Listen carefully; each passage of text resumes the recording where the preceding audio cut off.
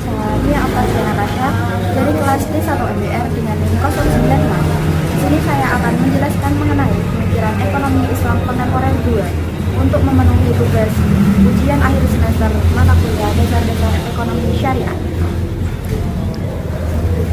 Pemikiran Islam kontemporer adalah cara pandang yang memperbarui penafsiran ajaran Islam agar relevan dengan isu-isu modern seperti hak asasi manusia, kesetaraan gender, dan dialog antar agama. Pemikiran ini bertujuan untuk menjaga nilai-nilai Islam sambil beradaptasi dengan perkembangan zaman, serta menawarkan solusi untuk masalah sosial dan politik, termasuk ekstremisme dan ketidakadilan.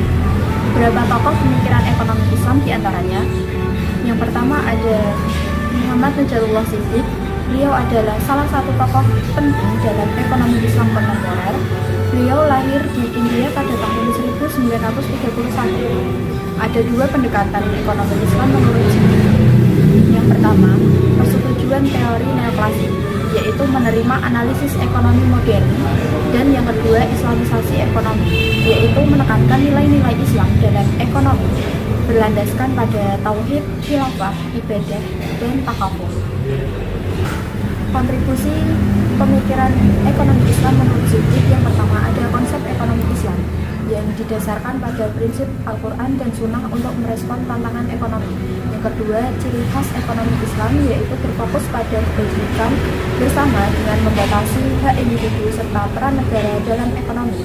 Yang ketiga, dalam bidang konsumsi, konsumen harus mengedepankan norma Islam dan menghindari hawa nafsu.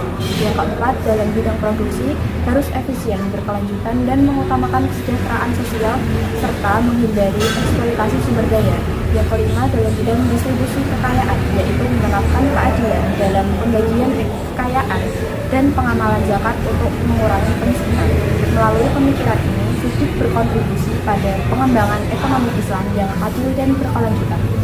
Kemudian yang kedua, pemikiran ekonomi Islam menurut Mozart. Beliau adalah konselor dan pakar hukum syariah yang berpengaruh dan terkenal dengan pemahaman mendalam mengenai fikih dan penerapan distribusi Islam dalam ekonomi. Yang pertama, konsep Islamic Man menurut beliau. Istilah ini menggambarkan individu rasional yang konsisten dengan prinsip-prinsip Islam demi menciptakan masyarakat yang seimbang. Ada tiga pilar utamanya. Yang pertama, segala sesuatu adalah milik Allah dengan manusia sebagai khalifah. Yang kedua, hanya hukum Allah yang berlaku dalam masyarakat. Yang ketiga, kerja dianggap sebagai kebajikan dan perbaikan diri sangat penting. Tujuan produksi menurut beliau: yang pertama, meningkatkan kondisi material dan moral untuk tujuan akhirat. Yang kedua, mendukung distribusi keuntungan yang adil di masyarakat. Kemudian teori makroekonomi menurut Mozart.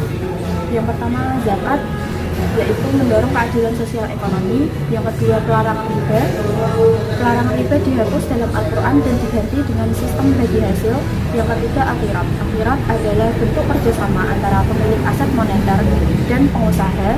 Kemudian yang keempat, kebijakan ekonomi, yaitu berfokus pada pemaksimalan sumber daya, mengurangi kesenjangan distribusi, dan pelaksanaan aturan ekonomi. Mozart dengan pendekatannya berkontribusi pada pemikiran ekonomi Islam yang adil dan seimbang.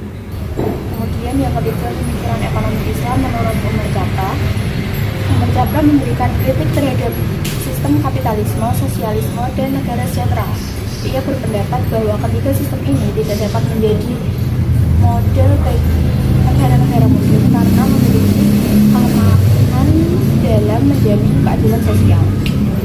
Kritik terhadap sistem ekonomi kapitalisme yaitu mengutamakan kepentingan pribadi dan mengabaikan nilai moral.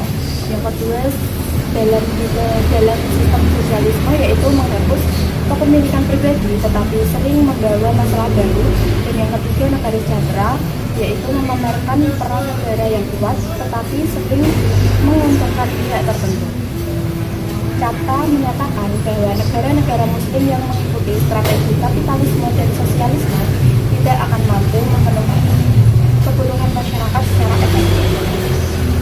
Kemudian prinsip-prinsip paradigma Islam menurut Umar Jabra: yang pertama ada rational economic man, yaitu tingkah laku rasional individu dalam ekonomi. Yang kedua, positivisme, yaitu individu sebagai penentu kebutuhan terbaik. Yang ketiga, ada keadilan dan Pareto optimalitas, yaitu sumber daya harus digunakan secara efisien dan adil. Yang kelima, ada intervensi negara, yaitu negara berperan dalam mengatur perekonomian dan menjamin keadilan. Kemudian fungsi petah dalam ekonomi Islam, yaitu Umar Japra memiliki fungsi pemerintah yang meliputi: 1. Memerangi keadilan, 2. Menciptakan kesetaraan kerja, 3. Menjaga stabilitas nilai uang, yang keempat menjamin keadilan sosial dan ekonomi, yang kelima mengatur jaminan sosial dan distribusi pendapatan. Dengan demikian, Japra menekankan pentingnya penerapan prinsip-prinsip Islam dalam ekonomi untuk mencapai kesejahteraan masyarakat secara berkeadilan. Terima kasih sudah menyaksikan video saya. Semoga bermanfaat dan menambah wawasan kita mengenai pemikiran ekonomi kontemporer Islam. Assalamualaikum warahmatullahi wabarakatuh. Audio Jungle.